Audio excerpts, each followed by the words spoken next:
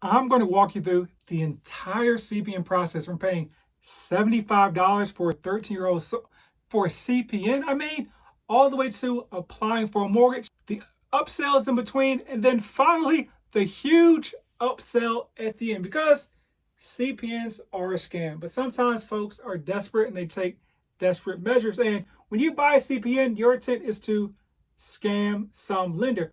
But you don't realize that you're also being scammed by the CPN seller because they get you very invested in the process and then they get you at the end with this huge upsell because you've invested so much time. Because why would a random 9-digit number that can clean your credit for $75 actually work? It makes no sense, but let's walk through the process and you'll actually see how little sense that it makes. Let's get into it. Welcome back to House Rich, the first time homebuyer show where we provide you actionable steps in layman terms to buy your first home. If we're just meeting, my name is David.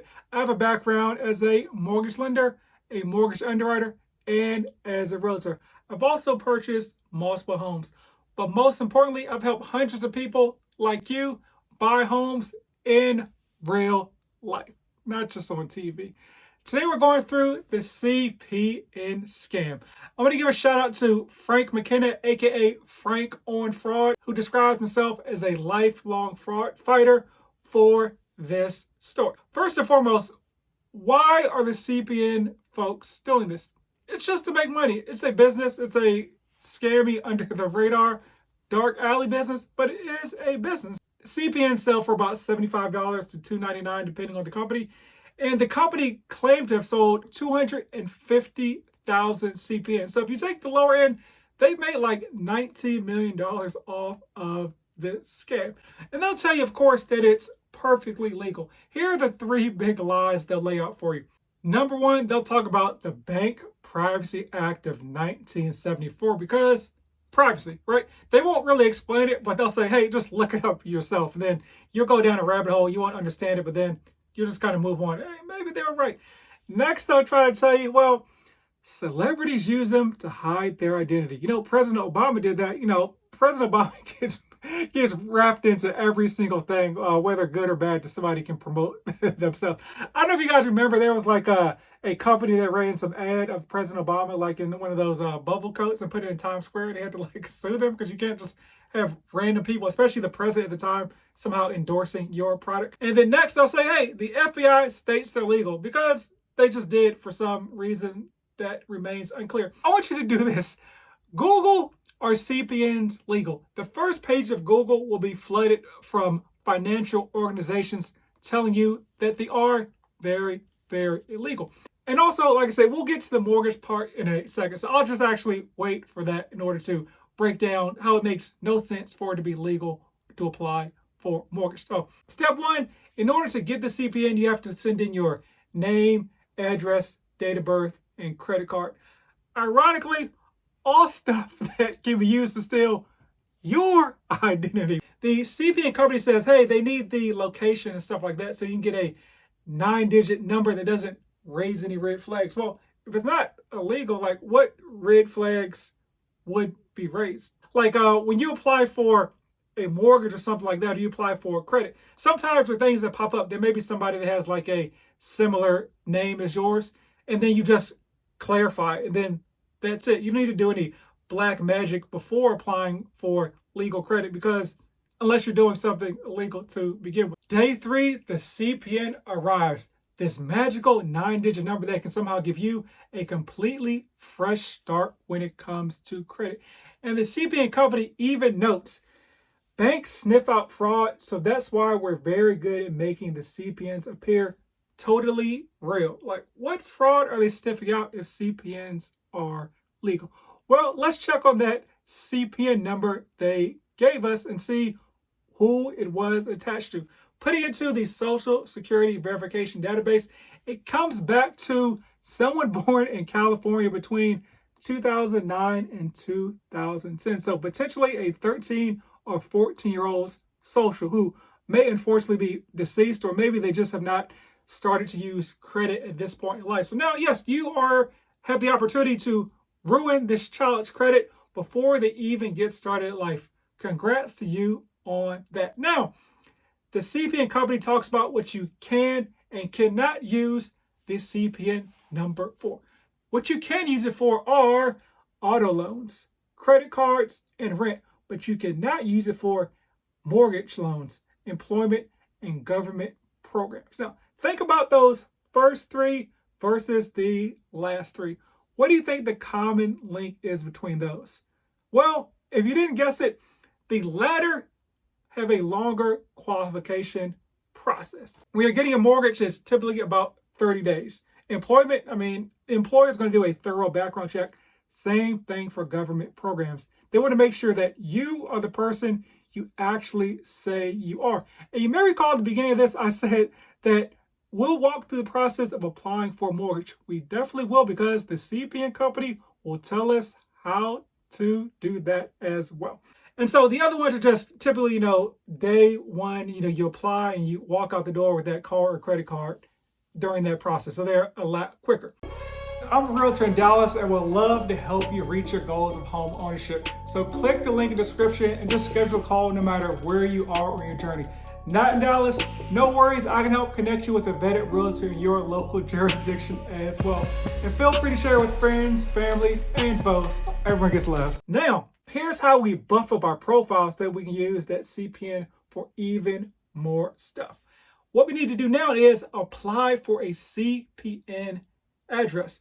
Because they're like, hey, if the credit companies look at your address and like, this person lives in a fancier area, they're more likely to give you more credit.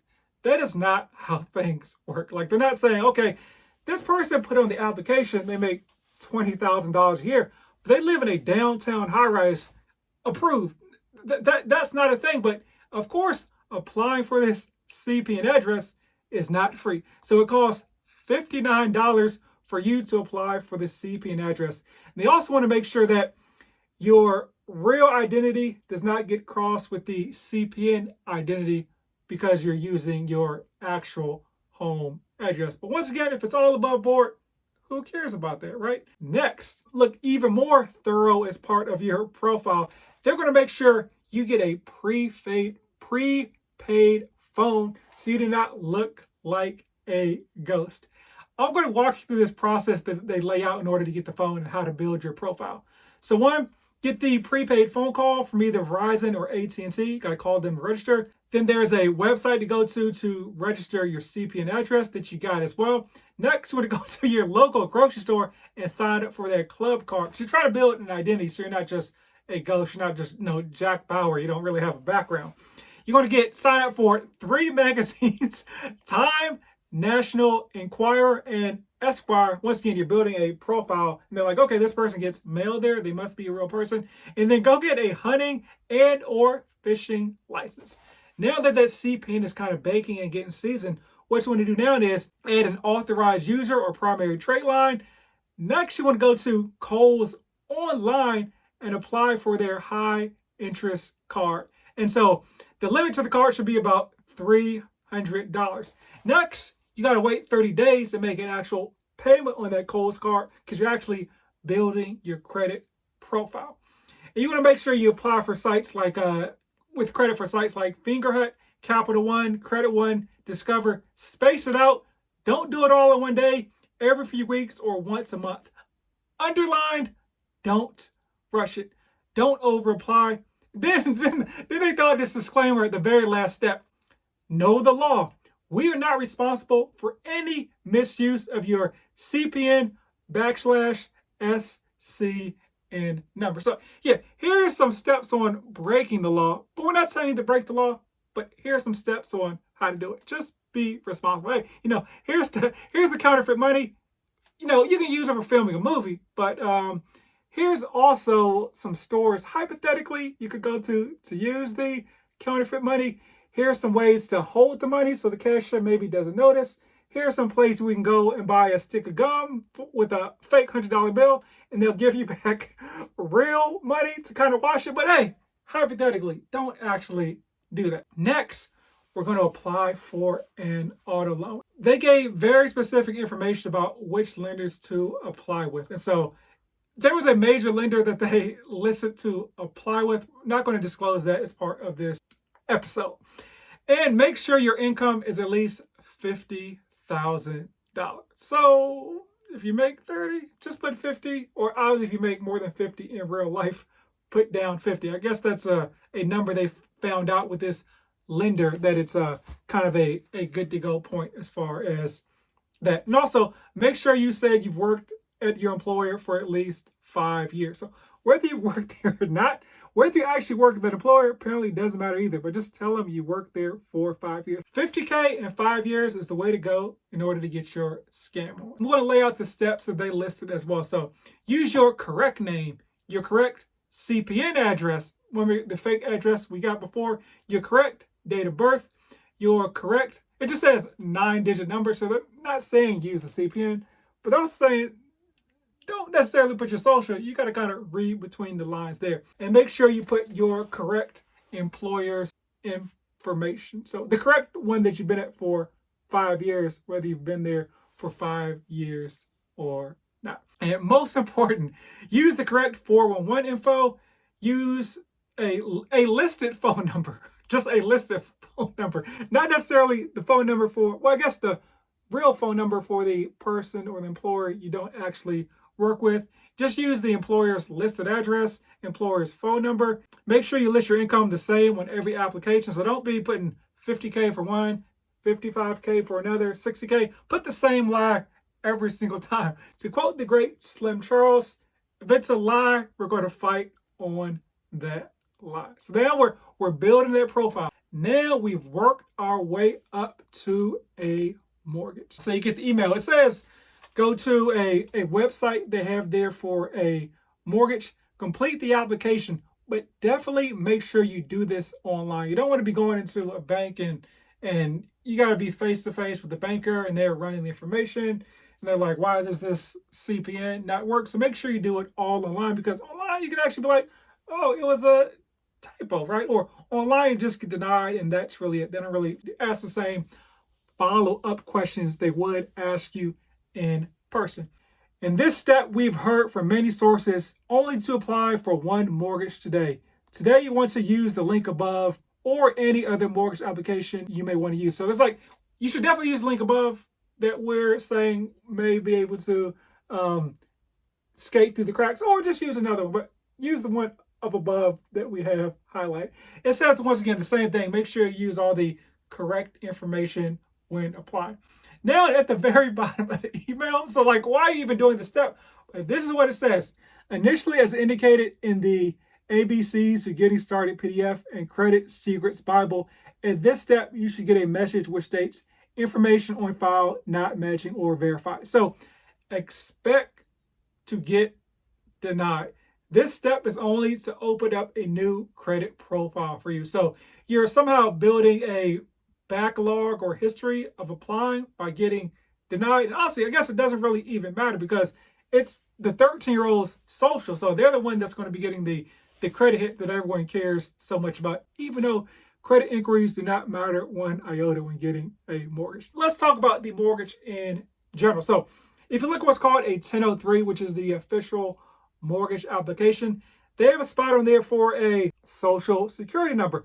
In parentheses under that, it will say, hey, if you have a I-10 number, which is a taxpayer identification number, typically for people that do not have a social due to their status in the country, they'll still get an I-10, which they pay taxes via that way. Those are the two things you're allowed to put on that line. So anybody telling you otherwise is just trying to get you jammed up.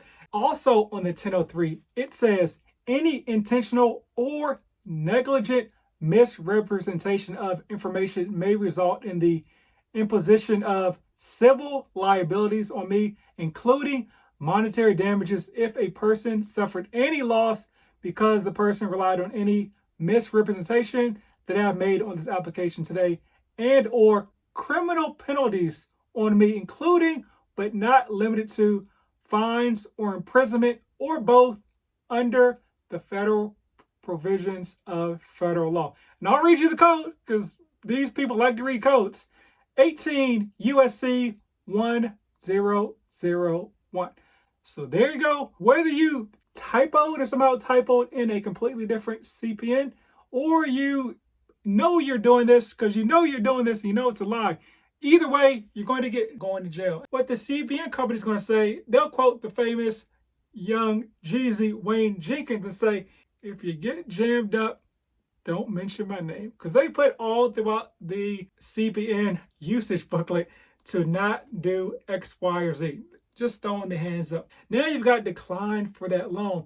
So what do you need to do now? Here comes the big upsell.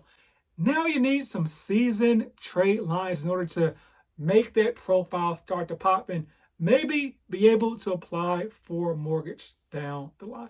Trade lines can cost you thousands of dollars. That's the big sale. That's the hook because you're already in at this point. So you start off with $75. You probably get nothing out of it. And then, but you're like, I put all this time and effort into it. So now you buy the $1,000 trade line to attach to the bogus profile that doesn't matter at all. So congrats, you lost a bunch of money during this transaction. So CPNs are fake. They're of no use to you. Maybe to somebody here and there get away with it. Yes, but to me, the risk is not worth the reward. You're not getting a mortgage out of it.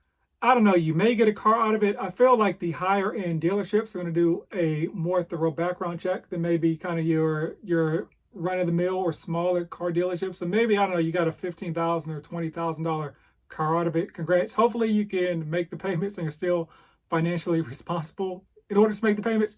I feel like no, because you're going through this whole scamming process instead of just kind of cleaning up things and you're in as you should. But hey, hopefully you learned something. Share this with a friend that's looking to use a CPN so they can see what actually happens in the end game is this big upsell of the credit line. But as always, buy land, rumor has it, they're not making any more of it.